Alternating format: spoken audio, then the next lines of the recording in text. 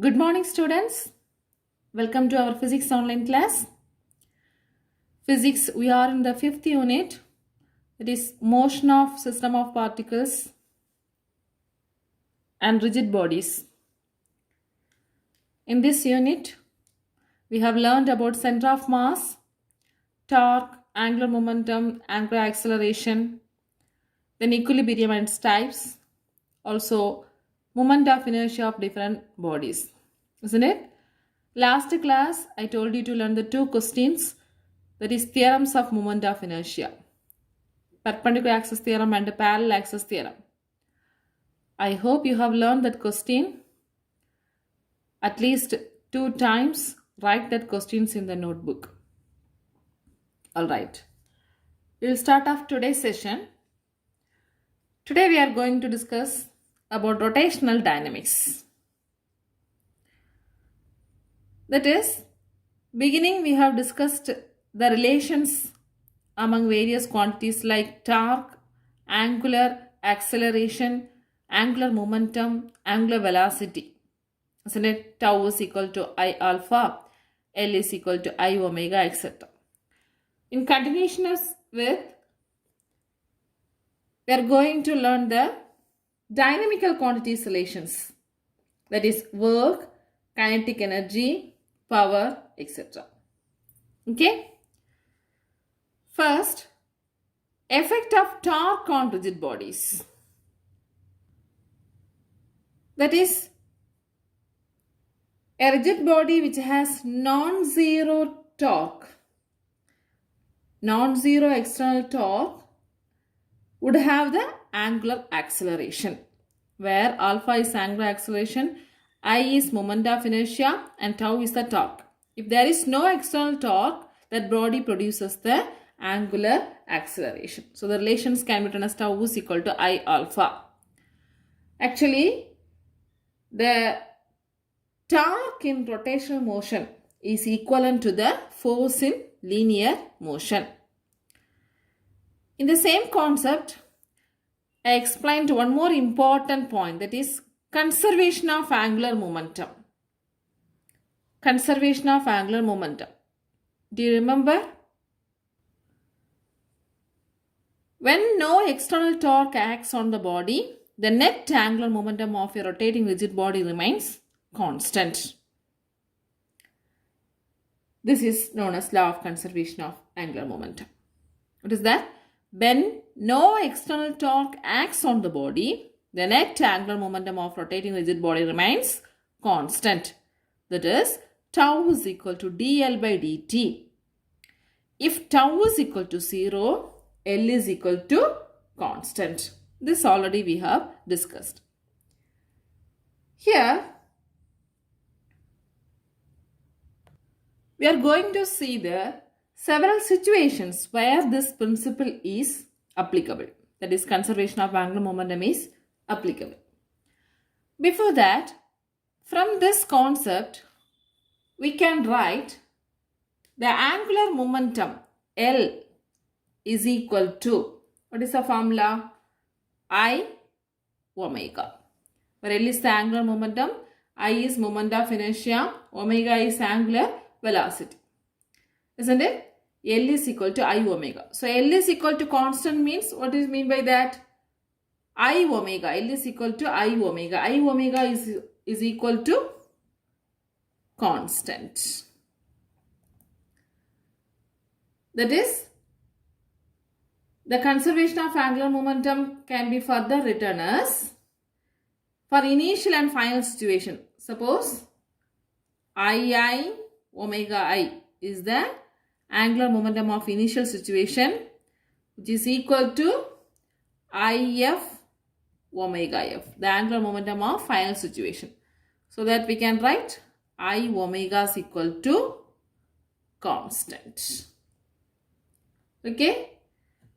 So what do you understand from this I omega equal to constant? That is, I is proportional to 1 by omega. I is proportional to 1 by omega. Isn't it? I omega is equal to constant, I is equal to constant by omega. So we can write I proportional to 1 by omega. I is inversely proportional to omega. What does it mean? If I increases angular velocity, that is omega will decrease. If I decreases, the angular velocity omega will increase. Understand? I proportional to 1 by omega. If I increases, omega decreases. If I decreases, omega will increases. So that it keeps the angular momentum as constant. So this is the concept you have to understand from the conservation of angular momentum. Let's see the application of this principle. Consider this example. That is the movement of ice dancer or a ballet dancer. Okay. So when they used to perform the musical routine, sometimes they spin slowly, sometimes they spin very fast. When they spins, they'll be stretching their hands out. Also, they'll be bringing back the hands to their chest. Have you noticed this? So look at this figure. Here, this girl is stretching the hands. Here, this girl is hands are brought close to the body. Isn't it? So why they are doing this two performance? Here, when the dancer spins slowly, the hands are found to be stretched out. When the hands are stretched out, this girl will be spinning slowly. Okay? And this girl spins faster when the hands are brought close to the body. So faster. When they are doing like this performance, in order to avoid of falling, they are doing this. That is, the conservation of angular momentum kept constant. How it kept constant? When the hands are stretched out, the I becomes larger. I becomes larger in the sense moment of inertia. Moment of inertia becomes larger. The moment of inertia, we know that it depends upon mass into square of the distance. So the distance increases about the axis. So the moment of inertia becomes larger. Automatically the spins slow. That is, the girl spins slower. That is, the angular velocity becomes small. Understand? So stretching of hands away from the body increases the moment of inertia. Thus angular velocity decreases. So the spin will be slower. On the other hand, when the hands are brought close to the body, the moment of inertia decreases. Decreases in the sense I is equal to m r square. So from the axis, the distance is very small. So the moment of inertia decreases. If the moment of inertia decreases, automatically the spins get faster. That means the angular velocity becomes larger. The angular velocity larger means the spinning get fast. Have you got the point? That is, when I increases, omega decreases. When I decreases, omega increases. So that the angular momentum becomes conserved. So the performance will be in a fine manner. Otherwise, they cannot able to balance. Another one example, a diver. When the diver dives and jumps into the pond, how it is? So when the diver, while in the air, he curls his body. He curls his body and he has done somersaults in air. Then he is going into the pond. So why he curls his body? If he curls his body, that is close to the body, the hands are bringing close to the body, it decreases the moment of inertia. which in turn will increases the number of somersaults in air. So he will reach the pond in a fine manner. Are you able to understand? So when he curls the body, when he bring the hands close to his body, he tries to decreases the moment of inertia. So when he decreases the moment of inertia, it automatically increases the angular velocity. So he will do so many number of somersaults and finally he will reach into the pond. So this is also an example of conservation of angular momentum.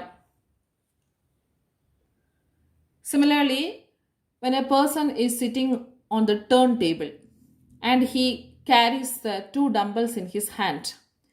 So when he stretches his hands, he spins slowly. When he brought the dumbbells close to his chest, the spinning is faster. This is also the principle of conservation of angular momentum. I hope you have understood this conservation of angular momentum applications. Let's move on to the next topic, that is work done by torque. Already work done by a force we have discussed. That is work done is equal to force into displacement. Isn't it? So here work done by torque. So here torque we have to consider rotational system. So consider a rigid body rotating about a fixed axis. So this is a rigid body which is rotating about a fixed axis. Here one point P is considered. This is on the body which is rotating about an axis perpendicular to the plane of the page. The axis is perpendicular to the plane of the page. So we can consider this is the point P lying on the body rotating about an axis perpendicular to the plane of the page. So the motion we can consider as a circular motion like this.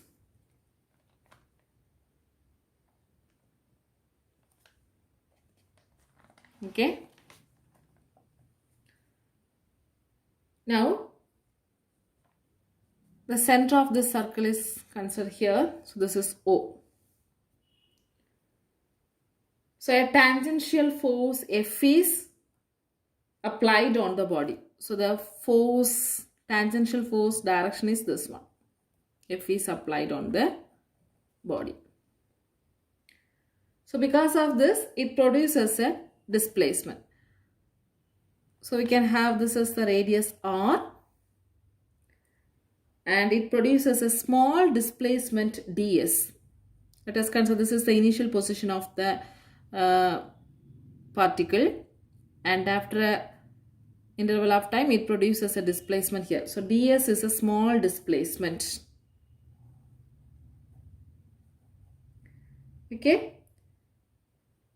So because of this, the work done dw can be written as dw is equal to, work done is equal to force and displacement. So F into ds. Understand? First we have considered a rigid body.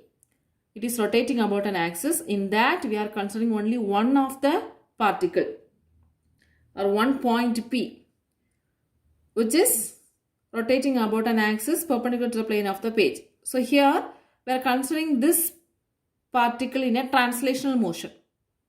So I have drawn a tangential force direction here, F, which is applied in this direction. And here it produces small displacement ds. Consider this as the initial position and after a time it reaches here. So it produces small displacement ds. So what is the work done? Work done is equal to dw is equal to F into ds. Okay. So here the angle of rotation is mentioned as d theta. The angle d theta. Okay. And the radius is mentioned as r. So what is the relation connecting displacement and angular displacement? linear displacement and angular displacement. That is ds is equal to r into d theta. In the second chapter, you have learned the angular displacement concept. In that, theta equal to s by r. S is equal to r into theta. Page number 89, it was there. Okay. So, accordingly, we can write ds is equal to r into d theta. Now, the work done can be written as, that is, dw is equal to f into, instead of ds, r into d theta. So, f into r into d theta. Okay. Here, F into R. What do you mean by that? Force into distance. Am I right? So, force into distance. It is the torque, tau produced by the force on the body. Am I right? So, already we have learned what is tau. Tau is equal to R cross F. R cross F. Here, the angle is 90 degrees. So, R of sin theta, sin 90 degrees is equal to 1. So, we can write RF. So, RF or FR is nothing but torque. So, we can write dW is equal to tau into d theta. Tau into d theta. So, this is the expression for work done by a torque on the body. Work done by a torque on the body. So, this we can analogous with the translation motion. What is the work done by a force in translation motion? dW is equal to F into ds. F into ds. Understand? So, work done by a torque is similar to work done by a force. Work done by a torque is nothing but dW is equal to tau into d theta. Work done by a force is F into ds. So, we have considered a rigid body which is rotating. In that, we have considered one point P, and the translation force is acting in this direction. It produces a displacement ds. So, we can write the work done as force into displacement.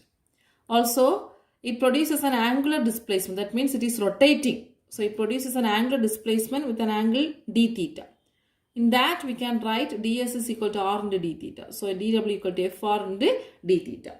What is the fr? This tau is equal to r cross f, or r of sin theta. Theta is 90 degree, means sin 90 is equal to 1. So, rf. So, this produces the torque. Okay. So, we can rewrite the equation dw is equal to tau into d theta, and dw is equal to f into ds is in translational motion. Next, kinetic energy in rotation. Okay, already we know the kinetic energy half mv square in translational motion. Finally, we are going to compare the translational motion and rotational motion. Okay, so here, first of all, we can consider the rigid body. A rigid body which is rotating about an axis with an angular velocity omega. Okay. So, every particle of this body has the same angular velocity. Omega of all the particle becomes same, but the tangential velocity is different. That is, the linear velocity is different. Each position, the direction, it differs. So, we can say different tangential velocities and the same angular velocity from its position and axis of rotation. Okay. First, we can choose a particle of mass m. So, this is the particle of mass m.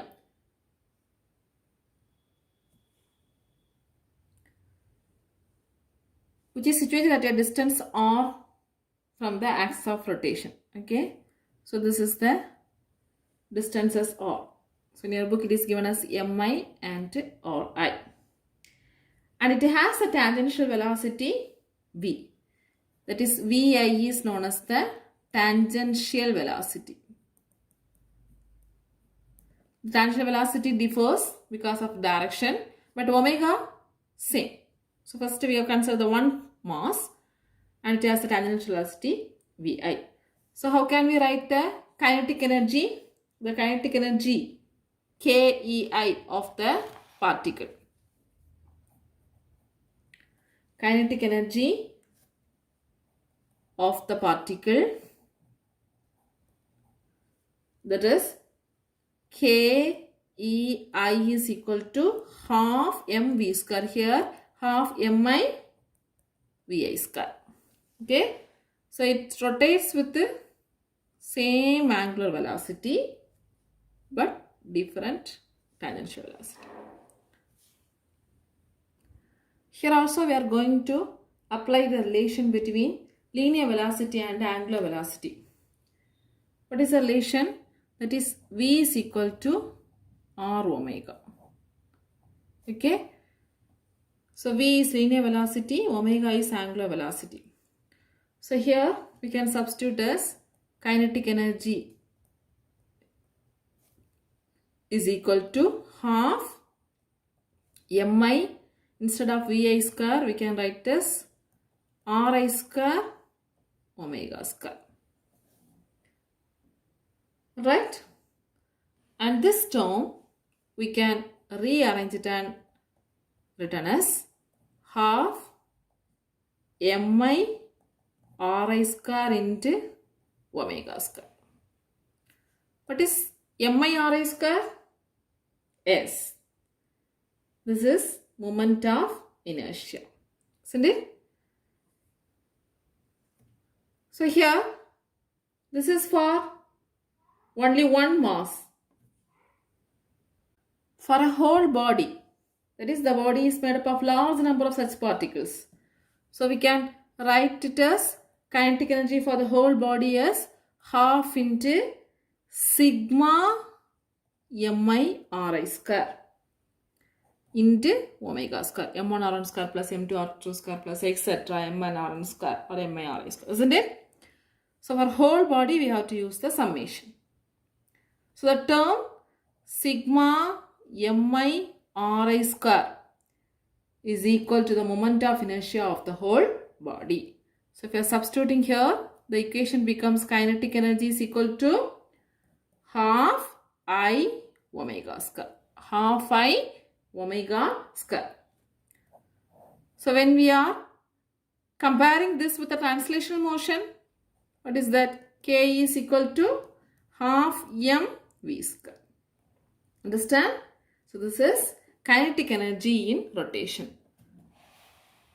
So first a rigid body with same angular velocity but differential tangential velocity, and for one mass we have written the kinetic energy half mv square and substituting the relation between linear velocity and angular velocity, so we get mi Ri square omega square, half mi Ri square omega square, and rearranging and writing. Then for whole body we have to put the summation, so we will be getting sigma mi Ri square equal to moment of inertia. So kinetic energy is equal to half I omega square, or kinetic energy is equal to half m v square. Here we are going to find the relation between kinetic energy and angular momentum. Kinetic energy and angular momentum L. So the angular momentum of a rigid body is written as L is equal to I omega. The kinetic energy of a rigid body is written as half I omega square. Isn't it? Now in this kinetic energy we are multiplying the numerator and denominator by I. That is K is equal to half into I omega square into I by I. So half I square omega square divided by I. That is half I omega the whole square divided by I. What is I omega? L. L is equal to I omega. So we can write it as half L square by I, since L is equal to I omega. So the relations between kinetic energy and angular momentum is K is equal to L square by 2I. K is equal to L square by 2I. Next one is power delivered by torque. So power delivered by the force we have learned as P is equal to force into velocity. Do you remember? Power and force velocity relations, that is P is equal to F, and this is the fourth unit we have discussed. So what is the expression for power? Power is equal to work done divided by time. Am I right? Work done per unit time. So if I are differentiating this expression with respect to time, we will get the instantaneous power. So P is equal to dW by dt. Isn't it? So what is dW? That is work done due to torque. dW is equal to tau into d theta. So substituting this, we will get P is equal to tau into d theta by dt. What is d theta by dt? That is angular. Rate of change of angular displacement is angular velocity. So tau into omega. This is power. So if you are comparing this power by a torque to the power by the force, is P is equal to tau omega and P is equal to F into V. So this is the power delivered by the torque and force. So today we have learned the rotational dynamics, that is conservation of angular momentum. First we have discussed. Then we have discussed work done by torque, kinetic energy in rotation, power delivered by torque. Finally, we can compare the translational and rotational quantities. Okay, it is given in your book as a tabular column. Comparison of translational and rotational quantities. Translational motion, rotational motion about a fixed axis. Translational motion, displacement x, but in rotational motion we will say it as angular displacement theta. Translational motion, time, rotational motion also time t.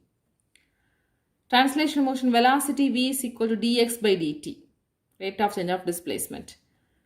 Rotational motion, angular velocity omega is equal to d theta by dt. Acceleration a is equal to dv by dt. Angular acceleration alpha is equal to d omega by dt. Mass m. Here moment of inertia I. So mass in translation motion is compared with the moment of inertia in rotational motion. F is equal to ma. Here torque tau is equal to I alpha. That means force in translation motion is compared with the torque in rotational motion. Linear momentum P is equal to mv. Similarly, angular momentum L is equal to I omega. Impulse F into delta t is equal to delta P. Here impulse tau in delta t is equal to delta L. Work done W is equal to Fs. Work done W is equal to tau into theta. Kinetic energy K is equal to half mv square. Kinetic energy K is equal to half I omega square. Power P is equal to Fv and the power P is equal to tau omega. So learn this comparison of translation and rotational quantities. And try to do the example 5.20 problem. Okay, easy problem.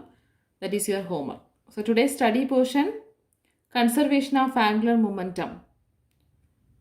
Its application and examples. Then work done by a torque, kinetic energy and power delivered by a torque, then the comparison. Learn well, students. Thank you.